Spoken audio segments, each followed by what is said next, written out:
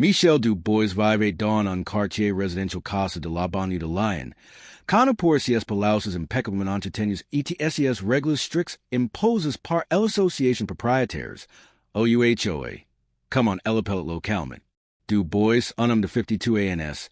Etate le chef de la police municipale de Puis, plus de Dix ANS.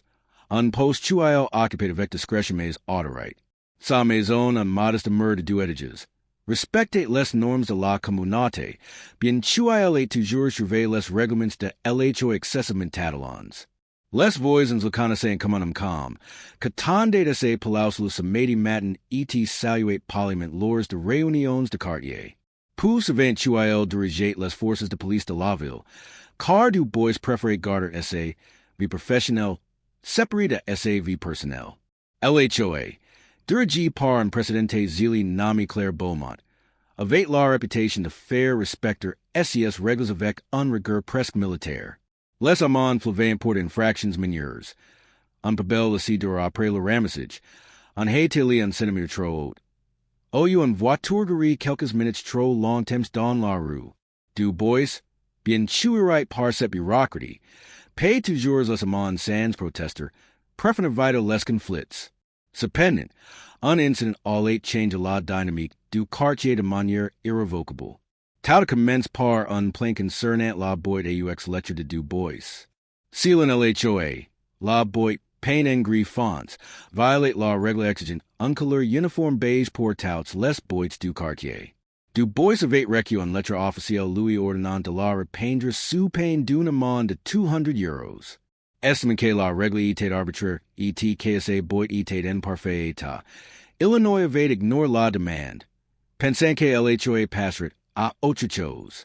ILSE trompé. Un duxième lettre plus menacant. Arrive une semaine plus tard. Mention de consequences graves en cas de non-conformité. Du Bois, occupar une série d'enquêtes criminelles au travail, MIT la lettre de côté. Convaincre que l'affaire est tasserée.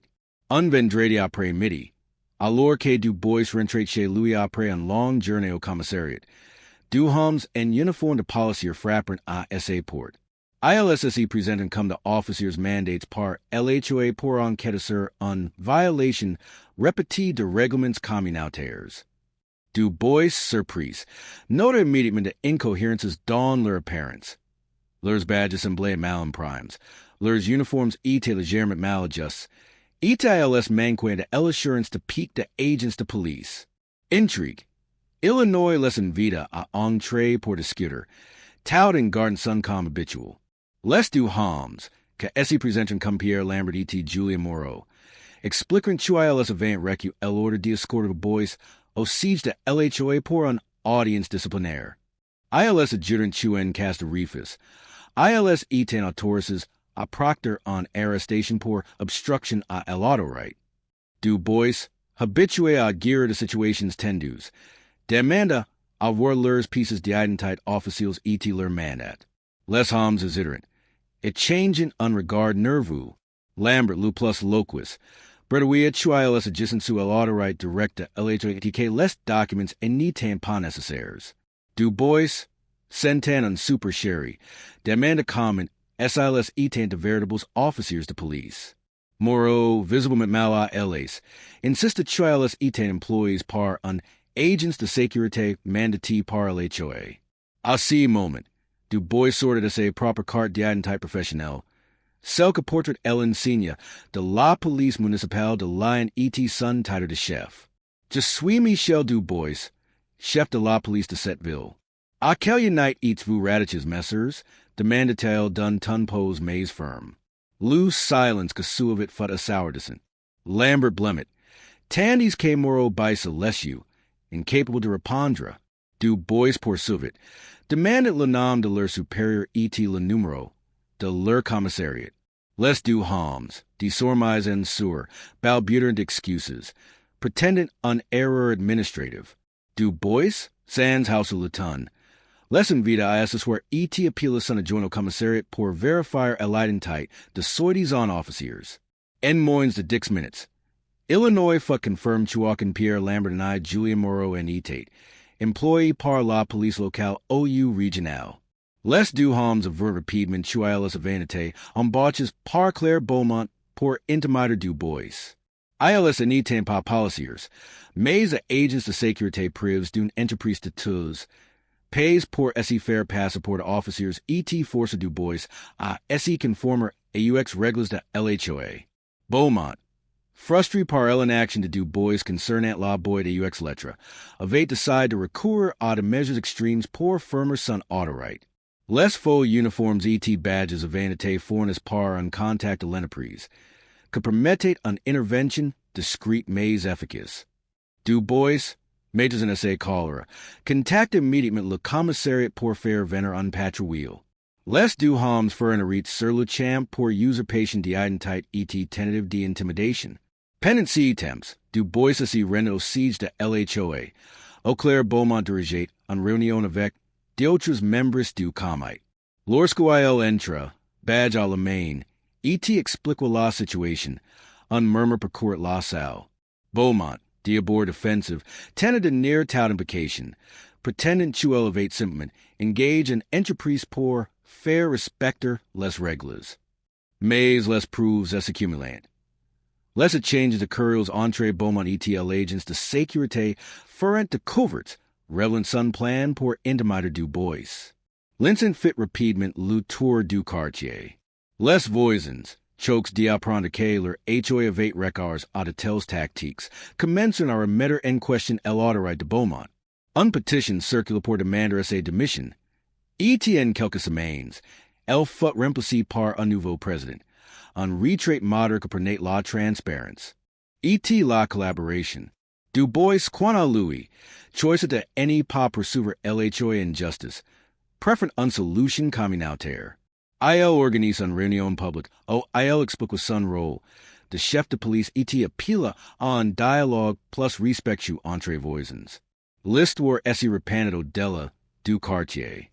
Les médias locaux s'emparent de l'affaire, publiant articles sur les abus de pouvoir d'associations de propriétaires et l'importance de vérifier l'identité de prétendus officiers. Du bois fut invité à donner des conférences sur la prévention de l'usurpation d'identité, partageant son expérience pour sensibiliser le public. L'entreprise de sécurité impliquée fut formée après une enquête, et les faux uniformes furent saisis. Dans les mois suivants, le quartier retrouva une certaine harmonie. Les règles de LHOA furent revisées pour éliminer les clauses excessives, et un comité consulté fut créé pour inclure les résidents dans les décisions. Du bois, désormais perçu comme une figure d'autorité respectée, recut de lettre de remerciement de la part de voisins reconnaissance pour son com ETSA droit face à l'incident. L'expérience marqua également Claire Beaumont. Après sa démission, elle s'excuse publiquement auprès de Du Bois, admettant qu'elle avait les son pouvoir lui mener à la tête. Du Bois accepta ses excuses, mais insista sur l'importance de la responsabilité dans les rôles de leadership. Beaumont, humbly mais déterminé à essayer ratcheter, est engagé dans des activités bénévoles locales pour regagner la confiance de la communauté. Les du faux policiers, Lambert et Moreau, plaidant coupables à des accusations réduites et recurrent de peines de travaux d'intérêt général. ILS expérimente de remords, expliquant qu'ILS avaient accepté le travail par besoin financier, sans réaliser l'ampleur de leur erreur. Du Bois, dans un geste de clémence, recommanded de peines légères, estimant que leur lécanité de prise. L'incident devint une anecdote célèbre à Lyon, sauvant raconté lors de réunions communautaires comme un rappel de l'importance de l'intégrer. Du Bois continua son travail de chef de police, renforçant les programmes de sensibilisation communautaire.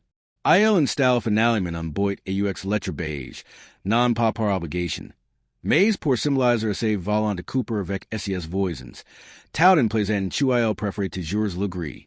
Les médias continuent de suivre l'histoire, publiant de mises à jour sur les réformes de HOA à travers la France. Des experts en droit communautaire citent l'affaire comme un exemple de dangers de organisations mal régulées. Des avocats proposent de revisions de lois encadrant les associations de propriétaires, plaidant pour plus de transparence. Les voisins de Du Bois, inspirés par son approche mesurée, Commencent à organiser des événements communautaires, comme de barbecues et de ateliers éducatifs, pour renforcer les liens. Du bois y participate souvent, partageant de conseils sur la sécurité et écoutant les préoccupations de résidents. Son rôle de chef de police devient un atout pour le quartier, que est Senate plus protégé. L'histoire trouve écho dans d'autres villes, ou de HOA similaires ferentes critiques. Des residents partagent leurs propres expériences d'abus, déclenchant un mouvement pour une meilleure gouvernance communautaire. Du bois recut d'invitations à parler dans de conférences nationales. OIL souligne l'importance de la communication pour éviter les conflits. Les anciens membres de l'HOA, y compris Beaumont, collaborent à la rédaction d'un nouveau code de conduite, que fut adopté à l'unanimité. Ce code mettait l'accent sur le respect mutuel et interdisait tout, from d'intimidation. Du bois supervise la transition, s'assurant que les nouvelles règles étaient justes. Les faux policiers, après avoir purgé leurs peines, trouvent du travail dans des secteurs différents, déterminent à any plus enfreindre la loi. ILS envoyèrent une lettre à Du Bois, leur remerciant pour ses clémence et permettant de tirer de leçons de leurs erreurs.